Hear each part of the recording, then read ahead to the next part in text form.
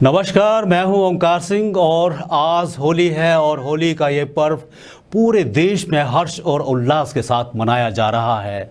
हिमाचल के बहुत ही जाने माने साहित्यकार, व्यंग्यकार और कवि गुरमीत बेदी जी आज हमारे साथ जुड़े हैं, तो देखते हैं उनके व्यंग्य का एक यह रूप। सबसे पहले तो दिव्य हिमाचल को होली के उपलक्ष्य में इस हंसी ठिठोली के कार्यक्रम के आयोजन के लिए बहुत बहुत बधाई और सभी दर्शकों को मेरा यानी गुरमीत बेदी का नमस्कार। होली के उपलक्ष्य में एक छोटी सी व्यंग्य रचना आपके लिए प्रस्तुत कर रहा हूं। शीर्षक है यमराज के दरबार में नेताओं की होली। यमराज ने इस बार डिसाइड किया कि जिस तरह धरती पर हिंदुस्तान नामक के मुल्क में होली खेली जाती है, गुलाल उड़ते हैं, भंग की तरंग में लोग झूमते हैं, हास्य कवि दरबार सजते हैं, मूर्ख व महामूर्ख प्रतियोगिताएं होती हैं, उसी तरह एक ऐसा ही आयोजन यमराज के दरबार में भी होना चाहिए। अब यमराज कोई बात डिसाइड कर लेते हैं तो वह पत्थर की लकीर होती है, वो अपना डिसीजन रोल बैक नहीं करते और किसी की ये मजाल भी नहीं होती कि वो यमराज के फैसले पर उंगली उठा ले। अब सवाल ये खड़ा हुआ कि आयोजन की जिम्मेदारी किसको दी जाए, रंग कौन सी क्वालिटी का होना चाहिए, पिचकारियाँ किस कलर की होनी चाहिए, लोहे की होनी चाहिए, प्लास्टिक की होनी चाहिए, लकड़ी की होनी चाहिए, भांग कौन घोटेगा, भांग के साथ ड्रिंक भी चलेगा या अकेली भांग ही चलेगी। सारी बातों पर मंथन शुरू हुआ। इसी बीच किसी दरबारी ने यमराज को सलाह दी कि यमराज के दरबार में तो पहली बार ऐसी होली का आयोजन हो रहा है और इसके तौर तरीके हमें मालूम नहीं हैं, लिहाजा बेहतर यही होगा कि हिंदुस्तान के किसी लीडर की इस बारे में सलाह ली जाए। जो हिंदुस्तान के लीडर हैं वो सलाह देने में और रंग में भंग डालने के विशेषज्ञ माने जाते हैं। यमराज को दरबारियों की यह सलाह जच गई और उन्होंने अपने दूतों को आदेश दिए कि हिंदुस्तान से 3-4 लीडर पकड़ करके उनके दरबार में फौरन पेश किए जाएं। दूतों ने बड़े अदब से सिर हिलाया और भैंसे पर सवार होकर के हिंदुस्तान की ओर निकल गए। आधा घंटा गुजरा, पूरा घंटा गुजरा, 2 घंटे गुजर गए। यमराज की बेचैनी बढ़ने लगी। वे बार बार मेन गेट की तरफ देखते और फिर कभी अपनी घड़ी की सुइयों की तरफ देखते। उन्हें समझ नहीं आ रहा था कि दूत लीडरों को लाने में इतना लेट क्यों हो रहे हैं। क्या हिंदुस्तान में सभी लीडर एकांतवास में चले गए हैं या कहीं उन्होंने दूतों को तो नहीं पटा लिया। यमराज को नेगेटिव किस्म के थॉट्स आने लगे, उनकी बेचैनी बढ़ने लगी। लेकिन यह स्थिति ज़्यादा देर नहीं रही।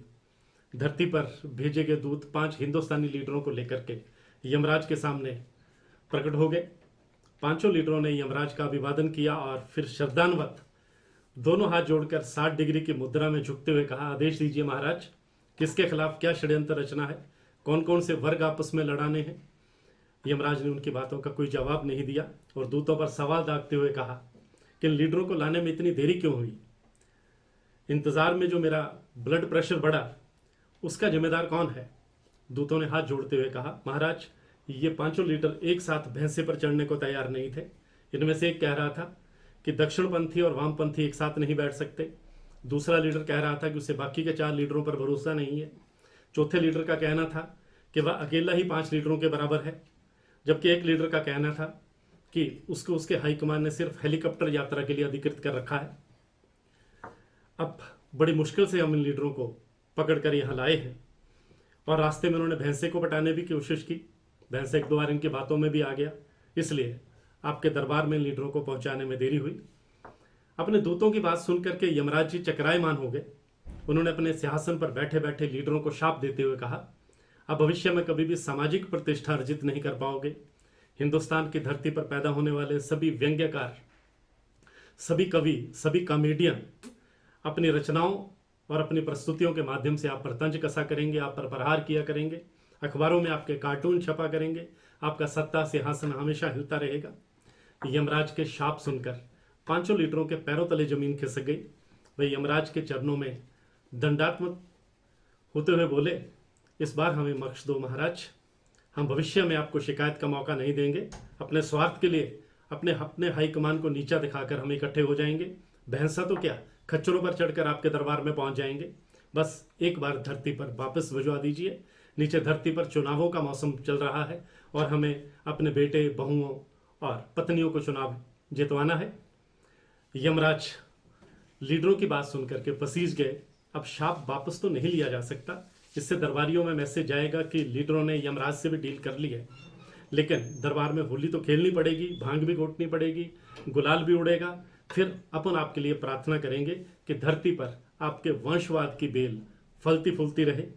यमराज के मुख से ऐसी पवित्र वाणी सुनकर पांचों लीडर गदगदायमान हो गए और दुगने जोश से होली हो का जय घोष करते हुए गुलाल, भांग और रंगों का मिश्रण तैयार करने में जुट गए। तो देखते हैं कि इस बार यमराज के दरबार में कैसी रहती है होली।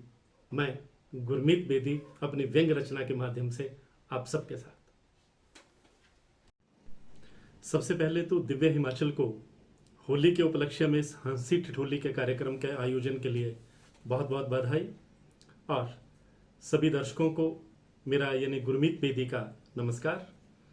होली के उपलक्ष्य में एक छोटी सी व्यंग्य रचना आपके लिए प्रस्तुत कर रहा हूं। शीर्षक है यमराज के दरबार में नेताओं की होली।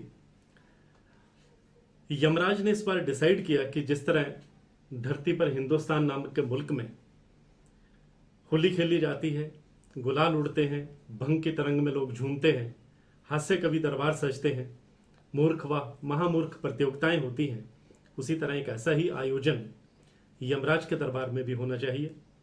अब यमराज कोई बात डिसाइड कर लेते हैं तो वह पत्थर की लकीर होती है। वो अपना डिसीजन रोल बैक नहीं करते और किसी की ये मजाल भी नहीं होती कि वो यमराज के फैसले पर उंगली उठा ले। अब सवाल ये खड़ा हुआ कि आयोजन की जिम्मेदारी किसको दी जाए।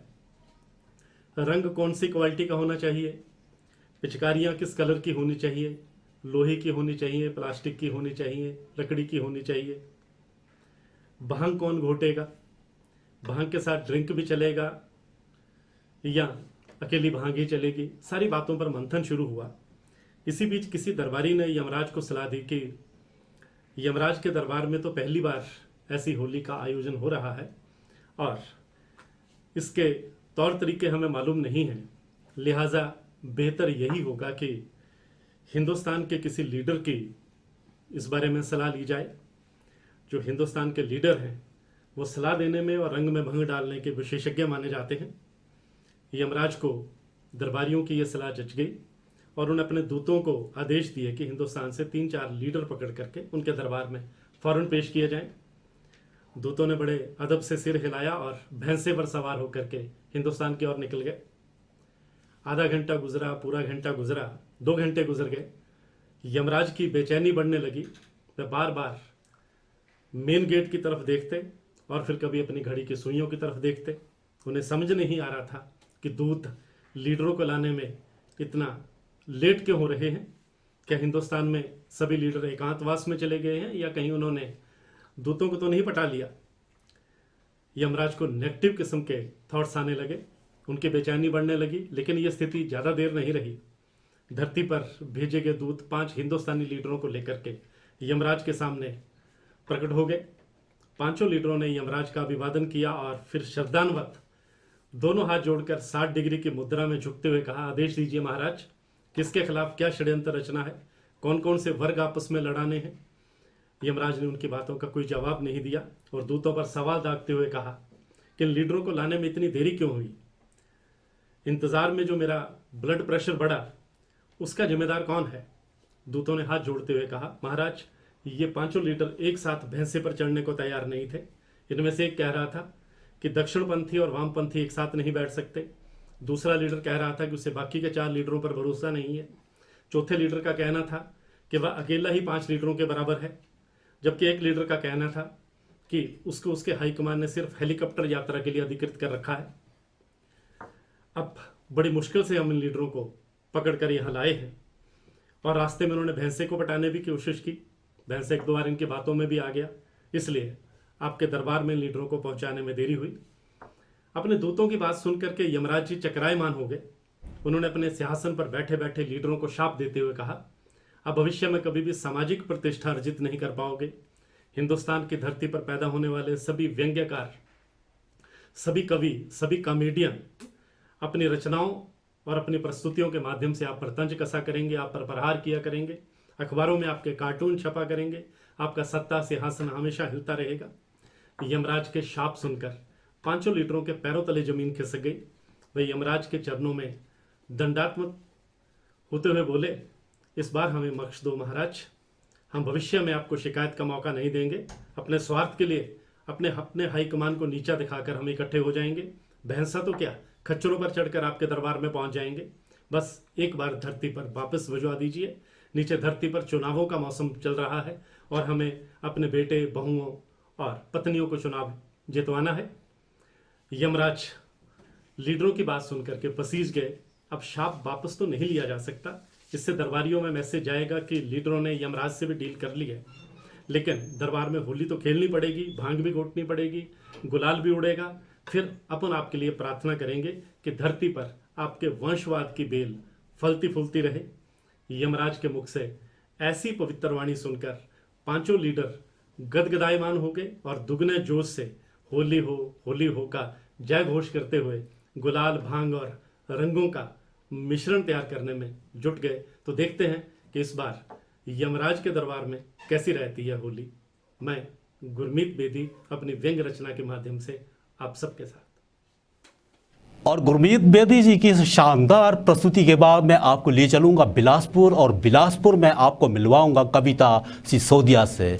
वरिष्ठ साहित्यकार हैं और अक्सर कहलूरी में वो कविताएं लिखती हैं। तो आप देखेंगे कि एक बहुत ही मीठी कविता उन्होंने यहाँ गाई है। बहुत अच्छा अंदाज है, बहुत मधुर उनकी यह प्रस्तुति आपके लिए पेश है। कविता सिसोदिया बिलासपुर से। मैंने बिलासपुरी भाषा में एक हास्य रचना लिखी है, आशा है आपको पसंद आएगी। रिड़कू कालू थे 2 पड़ोसी, पर थे दोनों की दूजे रे दुश्मन। हमेशा लड़ने रा टोलते भाना, कट्ठे थे दो नारे हर आंगन। एक दिन चली गई रिड़को रे करारी बिजली, एक दिन चली गई रिड़को रे करारी बिजली। नीरे मंजा कट्टी सभी रात बड़ी मुश्किलें पिछली। दूजे दिहाड़े रिड़को मैकेनिक बुलाया, फिर जब मैकेनिक आया, तीने देखी परखी फरमाया, फ्यूज उड़ी गौरा होर लाना पौरा। रिड़कोए कुछ देखा ना सुनिया, कालू रे घरा जाई पूज्या। रिड़कोए कुछ देखा ना सुनिया, कालू रे घरा जाई पूज्या। कालू मेरे घरा फ्यूज उड़रा, तेरे आंगना जरूर पौरा।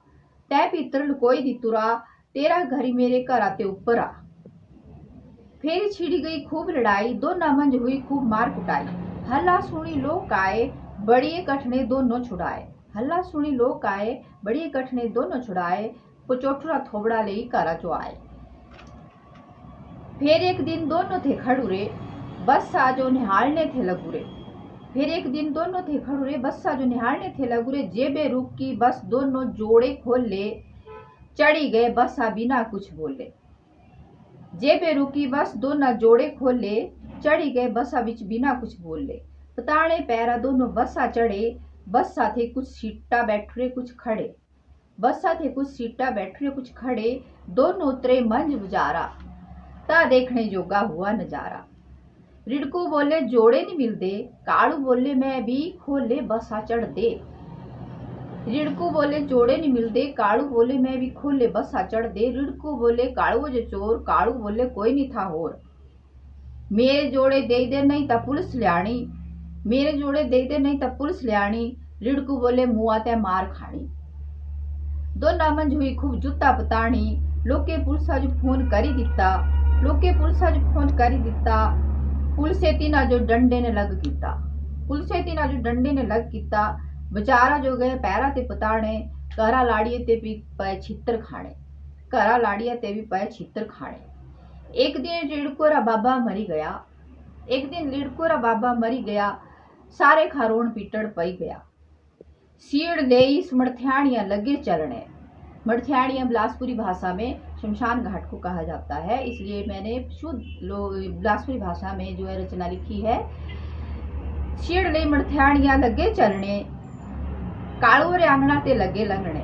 काळू रे अंगना ते लगे लगने ती ना देखो काळू आगे अड़ी गया ती ना देखी काळू आगे लड़ी गया बाई छंगी ने लड़ी पया बोले लोथ मेरे आंगना तेनी नीनी लोथ आप समझ रहे होंगे प्योर पहाड़ी बोली में लोथ लाश को कहा जाता है बोले लोथ मेरे आंगना तेनी नीनी पिछलिया गल्ला सुनाए गिणी गिणी पिछलिया गल्ला सुनाए गिणी गिणी रिड़को जो रोंदे रोंदे गुस्सा आई गया फेरी क्या था टूटी ने कालुओ जो पया बोले तू कौन हुंदा कालुआ रोकने वाला तू कौन हुंदा कालुआ रोकने वाला माता एक मुर्दा रोज लियावना माता एक मुर्दा रोज लियावना ये सुनी तीसरे चाचे समझाया रिड़कुआ मुआ सोची ने कर गलाया रोज मुर्दा ल्याई तू उकली जाना फिर तेरा क्रियाक्रम करने की सावना ये सुनी रिड़कू चुप हुई गया ये सुनी रिड़कू चुप हुई गया बाबे जो फेरी राड़ी मारी मारी रोया बड़ी मुश्किल लोके कालू भी समझाया बड़ी मुश्किल लोके कालू भी समझाया इया फेरी कालू रे बाबा मरथ्याणिया पुंचाया ता छाई बुझाई ने रिड़कू करा जो आया ता छाई बुझाई ने रिड़कू करा जो आया छाई बुझाई का मतलब कि दाह संस्कार करने के बाद जो है रिड़कू घर में पहुंचा। आशा है आपको ये कविता पसंद आई होगी। जय हिंद जय भारत। तो इसी के साथ दीजिए इजाज़त और आप सभी को पुनः होली की शुभकामनाएं।